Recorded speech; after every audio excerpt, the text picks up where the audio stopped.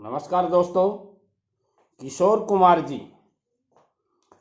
कुमार जी का एक कमेंट है, सर पीएचडी में रजिस्ट्रेशन कैसे करें।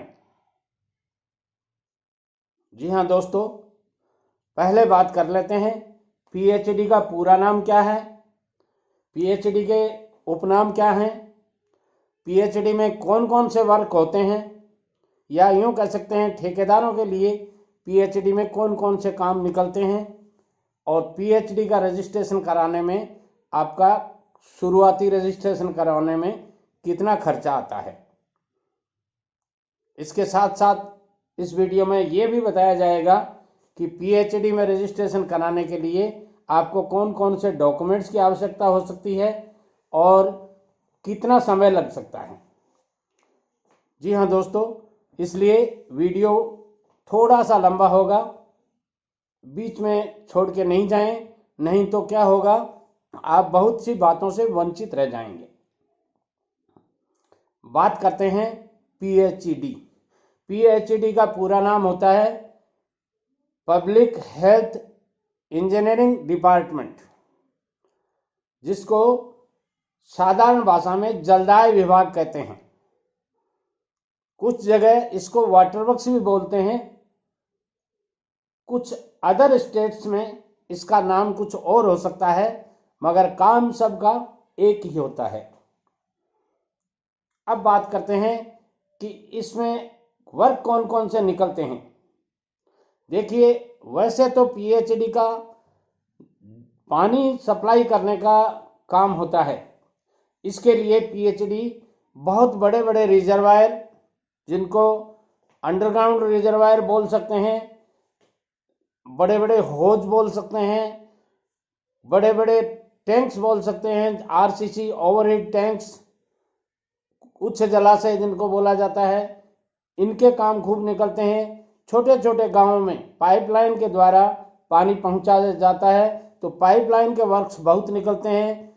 गांव में एक स्टोरेज टैंक बनाया जाता है, जिसको जीएलआर बोल सकते हैं, अंडरग्राउंड जीएलआर बोल सकते हैं, वो बनाया जाता है। क्लियर वाटर रिजर्वायर्स बनाए जाते हैं, फिल्टर प्लांट्स बनाए जाते हैं। पानी को फिल्टर करना पड़ता है, क्योंकि कई जगह नहरों का, नदियों का पानी आता है, तो उसको फिल्टर करना पड़ता है। कई जगह पानी थोड़ा सा गवर्नमेंट नॉर्म्स के हिसाब से थोड़ा अंडर नॉर्म्स होता है, उसको फिल्टर करना पड़ता है। ऐसी स्थिति में फिल्टर प्लांट भी बनाए जाते हैं और उनका काम भी खूब निकलता है। फिल्टर प्लांट जब बनाते हैं तो उनको फिल्टर करने के लिए सैंड, स्टोन वगैरह वो डालने पड़ते हैं, तो ये इन सारी का सप्लाई का काम भी होता है। जब बड़े बड़े पाइप्स के द्वारा पानी पहुंचाया जाता है, तो उन पाइप्स की सप्लाई भी ठेकेदारों के द्वारा ली जाती है। तो आप यदि पाइप सप्लाई का काम भी करना जानते हैं या चाहते हैं, या ये वर्क है आपका, तो ये भी आप ठेका ले सकते हैं। इसके साथ साथ कुछ जगह नहरों का निर्माण किया जाता है जलदाय विभाग के थ्रू। पहले से बनाई हुई नहरें होती है आईजीएनपी की, वो जलदाय विभाग के अंडर में दे दी जाती हैं, तो उनकी साफ सफाई का काम भी निकलता है। तो ये काम भी ठेकेदारों के द्वारा करवाया जाता है। अब बात आती है कि अर्थवर्क का काम, ओपन वेल का काम। मान लीजिए कई गांवों में कुएं होते हैं, उनके कुओं की रिपेयरिंग का काम भी जलदाय विभाग का होता है। अपने जो कुएं जलदाय विभाग के अंडर में होते हैं, उनकी रिपेयरिंग, मेंटेनेंस, उनका काम भी होता है। उनको उनमें वो मशीन वगैरह लगाने का काम, या यूँ कह सकते हैं मोटर वगैरह लगाने का काम, ये भी जलदाय विभाग किसी दूसरे डिपार्टमेंट के थ्रू करवा सकती है, या अपना स्वयं कर सकती है। इस तरह के काम काफ़ी निकलते रहते हैं। इनके साथ साथ बहुत बड़े कई जगह इलेक्ट्रिफिकेशन का काम नहीं होया हुआ होता है, तो वहाँ ये डीजल पंप के द्वारा भी पानी पहुँचाते हैं। तो ऐसी स्थिति में डीजल पंप्स का काम भी वहाँ होता है। ये पंप हाउस, बहुत बड़े बड़े पंप हाउस होते हैं जिनमें डीजल पंप लगता है या मोटर लगती हैं, उनसे बूस्टिंग की जाती है। तो बहुत बड़े पंप हाउसेज होते हैं, सम्प वेल होते हैं, इन सब का काम भी पीएचडी करती है, करवाती है। अब बात आती है कि पीएचडी में रजिस्ट्रेशन करवाने के लिए कितना खर्चा आता है। इस वीडियो में मैं पूरी बात बताऊंगा पहले आपको बता देता हूँ कि इसके लिए डॉक्यूमेंट्स आपको क्या क्या चाहिए। डॉक्यूमेंट्स में पहला डॉक्यूमेंट्स आपको चाहिए पैन कार्ड, जिसको अपन ITR जमा करवाने के लिए जो लाइसेंस लिया जाता है, उसके लिए ITR के लिए आपको पैन कार्ड लेना पड़ता है इनकम टैक्स की तरफ से। वो आप किसी वकील के द्वारा ले सकते हैं या डायरेक्ट आप अप्लाई कर सकते हैं। पैन कार्ड आपको चाहिए। उसके बाद में GST नंबर आपको लेने होते हैं। तीसरा फिर आपको बैंक अकाउंट खुलवाना होता है। बैंक अकाउंट में आपको करेंट अकाउंट खुलवाना पड़ता है। सेविंग अकाउंट के थ्रू कोई भी ठेकेदार का अकाउंट, ठेकेदारी से संबंधित अकाउंट आपका सेविंग अकाउंट नहीं हो सकता। करेंट अकाउंट खुलाना पड़ता है, जो बैंक में आप जाके खुला सकते हैं। करेंट अकाउंट खुलाते समय ये ध्यान रखिएगा कि उसमें एक मिनिमम क्या कहना चाहिए, वो आपका मिनिमम बैलेंस की प्रक्रिया होती है। इसमें इतना बैलेंस आपको रखना पड़ता है, तो ये ध्यान रखना होता है।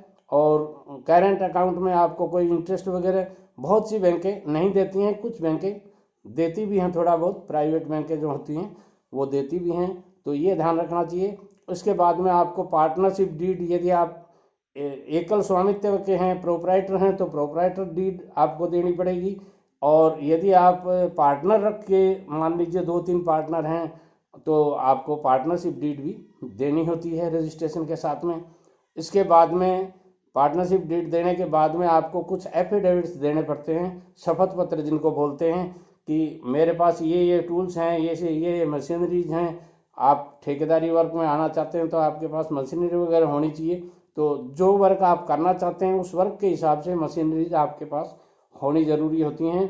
शुरुआत में आपके पास कम मशीनरी हो सकती हैं, टूल्स वगैरह कम हो सकते हैं, मगर होना ज़रूरी होता है, तो वो आपको देना होता है। उसके बाद में आपको लेबर की रजिस्ट्री, वो लेबर डिपार्टमेंट में रजिस्ट्रेशन करवाना होता है। मान लीजिए आप 20 या 20 से अधिक लेबर काम में लेते हैं पर डे, तो आपको लेबर लाइसेंस लेना होता है, उसकी कॉपी लगानी पड़ती है। यदि 20 से कम होते हैं आपको, तो कोई ज़रूरत नहीं है, आप लिख के दे सकते हैं कि यदि ऐसी परिस्थितियाँ आई और मुझे 20 से ज़्यादा लेबर रखने हुए तो मैं लेबर लाइसेंस ले लूँगा। इसके साथ साथ आपके पास एक सिविल इंजीनियर होना चाहिए। ये शुरुआती लाइसेंस में कई बार ज़रूरी नहीं माना जाता है, और कई ऐसे काम होते हैं जिनमें ज़रूरी होता है, तो वहाँ आपको सिविल का इंजीनियर आपके पास होना चाहिए, या डिप्लोमा इंजीनियर आपके पास हो तो चल जाएगा। इसके साथ साथ आपको एक सिक्योरिटी डिपॉजिट देनी पड़ती है, जो 50,000 रुपये की फिलहाल प्रचलित है। यदि मैं कहीं अपडेट नहीं हूँ और आजकल में या थोड़े दिनों में कोई चेंजेज हुआ है, तो आप थोड़ा पता कर लीजिएगा। वैसे 50,000 रुपये की शुरुआती D क्लास लाइसेंस में निश्चित होती है। तो 50,000 रुपये की आपको FDR, जिसको फिक्स डिपॉजिट रिसिप्ट बोलते हैं अपन, वो देनी पड़ती है, और उसको प्लेज करवा के देनी होती है। डिपार्टमेंट के अधिशासी अभियंता के नाम से प्लेज हो जाती है, वो आप प्लेज करवा के दीजिए। अथवा आप NSC नेशनल सेविंग सर्टिफिकेट्स हैं वो दे सकते हैं, आपके पास पहले से लिए हुए हैं तो वो भी दे सकते हैं, आपकी फर्म के नाम से हैं तो दे सकते हैं। ये थोड़ा सा ध्यान रखना है। सिक्योरिटी डिपॉजिट आपकी अपनी है। कुछ लोगों के ये दिमाग में रहती है कि सेविंग डिपॉजिट वापस नहीं मिलती है। नहीं, आप जब भी ठेकेदारी बंद कर देंगे या नहीं करेंगे, या किसी कारण से आप मान लीजिए काम छोड़ देते हैं, तो आपका ये सिक्योरिटी डिपॉजिट का पैसा रिफंड हो जाता है। इसका कोई भी इंटरेस्ट मिलता है वो आपके खाते में जमा होता है, आपको मिलना होता है, ये ध्यान रखिएगा। और हाँ, पैसा ज़रूर आपका ये रुक जाता है एक बार, मगर बढ़ता रहता है। आप FD वगैरह देते हैं या NSC वगैरह देते हो तो ये गवर्नमेंट नॉर्म्स के हिसाब से बढ़ता रहता है आपका। अब बात आती है फीस क्या है। तो फीस नॉमिनल है 1,000-2,000 रुपये से लेकर 5,000 रुपये, अलग अलग स्टेट्स में अलग अलग तरीके से ये फीस ली जाती है। ऑनलाइन की, ऑफलाइन की। आप ऑनलाइन अप्लाई कर सकते हैं, आप ऑनलाइन की बजाय ऑफलाइन अप्लाई कर सकते हैं। ये दोनों सुविधाएं गवर्नमेंट ने दे रखी हैं। ज़्यादातर मैं कहूँगा, यदि आप नए ठेकेदार हैं, शुरुआती लाइसेंस बनाना चाहते हैं, तो आप ऑफलाइन कीजिए, ऑनलाइन के चक्कर में मत पड़िए। क्योंकि ऑफलाइन जिस डिपार्टमेंट में आपको काम करना है तो वहाँ आपको जाना तो होगा ही होगा, काम तो करना ही है तो फिर वहाँ उन अधिकारियों से मिलने में, उनसे बात करने में, उनसे पूछने में हमें कहीं कहीं झिझक नहीं होनी चाहिए।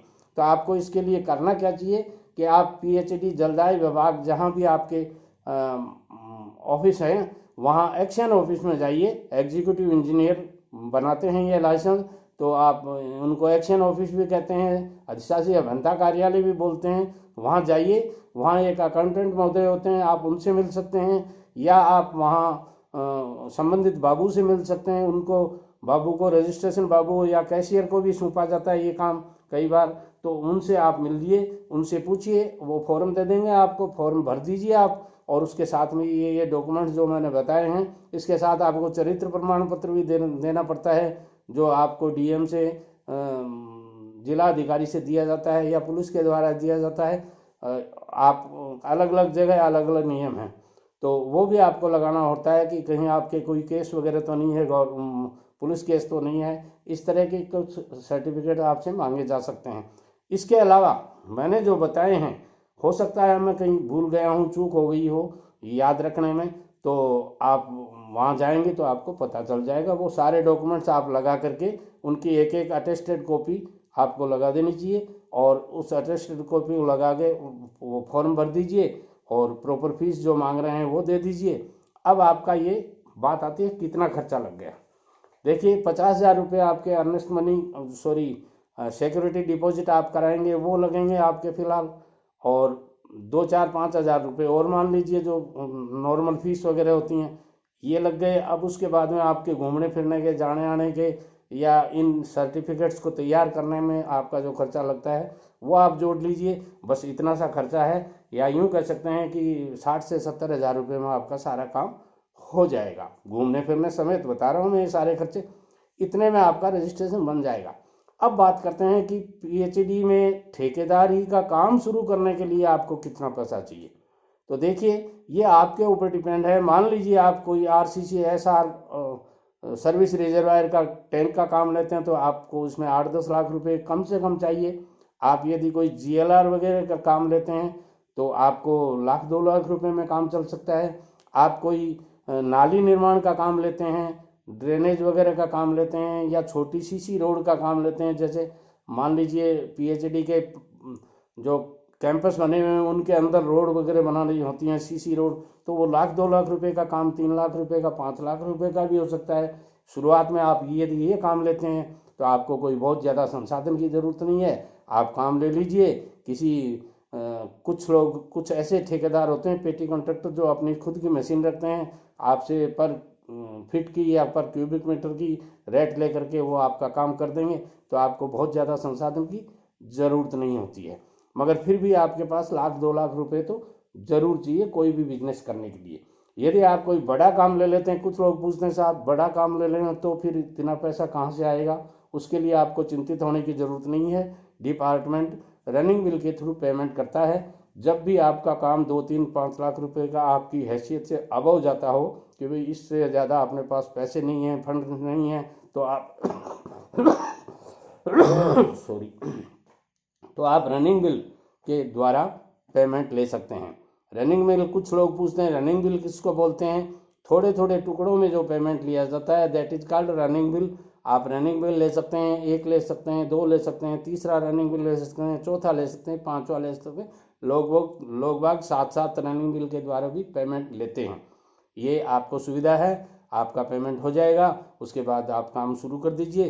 पहले से थोड़ा 5 दिन पहले आप रनिंग बिल पुटअप करवा दें, जितना काम किया उतने का वो आपको दे देंगे, और उसके बाद में आप फिर चालू कर दीजिए अपना काम और आपका काम चल जाएगा। फाइनल बिल में आप 5-7-10% ही पैसा रखें, क्योंकि फाइनल बिल में सारी चेकिंग्स वगैरह होती हैं, उसमें थोड़ा सा टाइम लगता है, वो 15 से 20 दिन का टाइम उसमें लग सकता है। वैसे अधिकारी के ऊपर डिपेंड है, यदि अधिकारी को समय होता है, फुर्सत में है और आपके साइट पे सारी जांच वगैरह करते हैं, तो वो एक दिन में सेम डे भी पेमेंट हो सकता है, फाइनल बिल का भी कोई चिंता नहीं करें, ये हो सकता है। मैं बहुत कुछ बताया है मैंने आपको, आप समझ गए होंगे। यदि फिर भी कहीं कोई आपके मन में कोई सवाल हो तो कमेंट के द्वारा मुझे पूछ सकते हैं। नमस्कार।